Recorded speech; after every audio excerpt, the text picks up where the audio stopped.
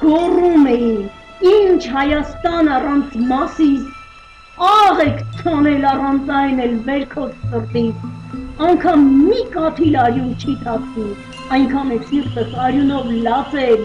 ու այդ հարվածից սիրտս չի թավի, հայն ավելի խորը ցավ է պատճառել,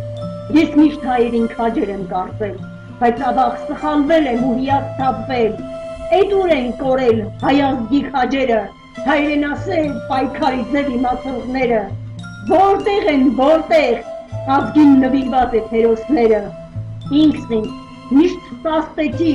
դու քեզանից, ինչ հայրենասիրական երգից, քաղաքականագետ քեզանից, դու շատ հեռու ես դրանից,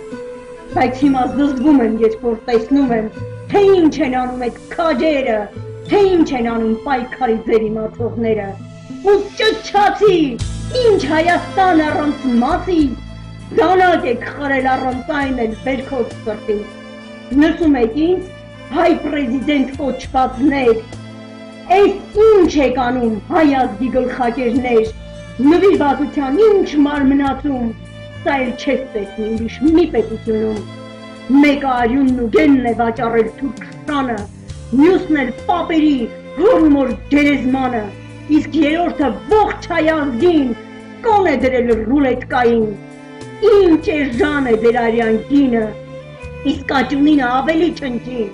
բայց ինչ հրեշավոր սարսափեցնող մի թանկին, որն այժմ դրված է ռուլետկայի մեկ պտույտին, շատ պրեզիդենտներ են սխալվում, երբեմն իրենց խոստումները չեն արդարեցնում, բայց ոչ մեկը մինչև այսօր այս աշխարհում այսպես իր ազգին չի դավաճաների դավաճանում, աշխարհի այդ չեմպիոնատում հայ պրեզիդենտներն են առաջին տեղում, նայեք այստեղ, այս մեծապատիվ մուրացկաններին, նրանք հասել են դավաճանության ամենաբարձր գագաթնակետին,